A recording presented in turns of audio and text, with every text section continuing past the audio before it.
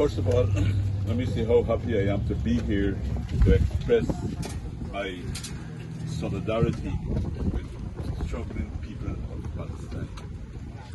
This is a humanitarian mission. This is a human rights issue that is, and people are being slaughtered in Palestine. This is fascism. This is complete fascism. Of nothing like this has ever happened since the Holocaust in the Second World War. And this is exactly the same thing that is happening.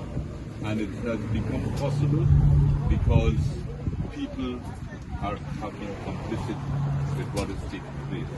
And not only complicit, but some of the greater powers in our world are actually participants. And they are the ones who have been supplying the weapons, the modern weapons. People call this a war, but it cannot in no way be described as a war.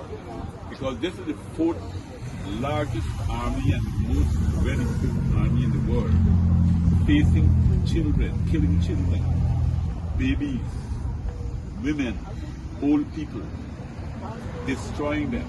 And as we heard just now that they have told, the known people who died from bullets and bombs are over 65,000. But those who are missing, those who died from their wounds and infections, those who died from diseases, and now those that are dying from starvation, make this figure very small to what the real figure is.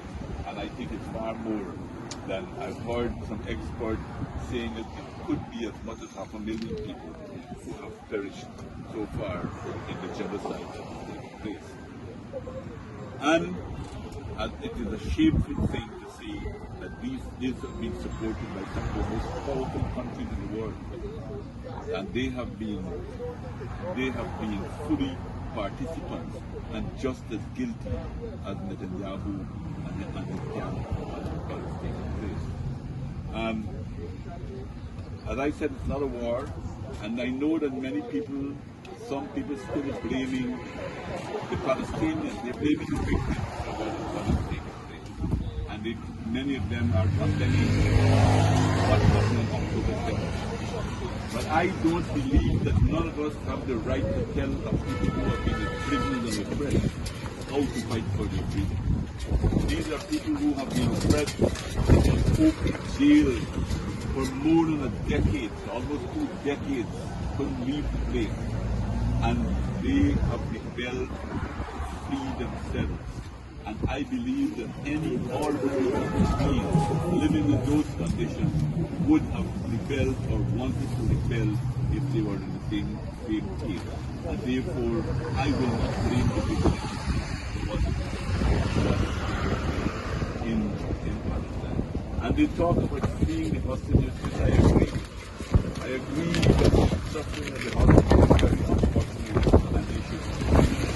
But nobody is speaking about the tens of thousands of Palestinians who are in prison, who are abused every day, who are tortured, who die in prison every day because of torture.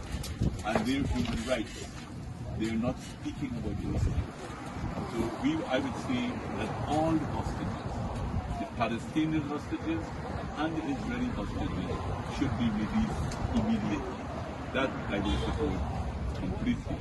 And I want also to say that to echo what has been said here, being silent, being complicit. And we in the Caribbean can do more than we do. We can take a leap of the faith of belief. The only country in this region that has broken diplomatic relations with Israel. And I call upon CARICOM leaders to stand united. Don't allow themselves to be divided. We see how division in the Middle East has led to what is happening in the Gaza.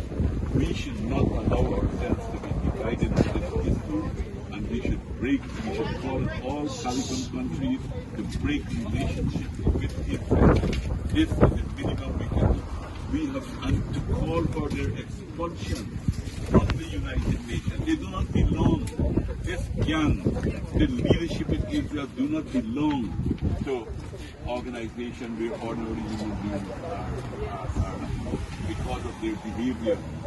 And we did it before. Let's recall not so long ago, 3 decades ago, our solidarity, the solidarity of the people with the war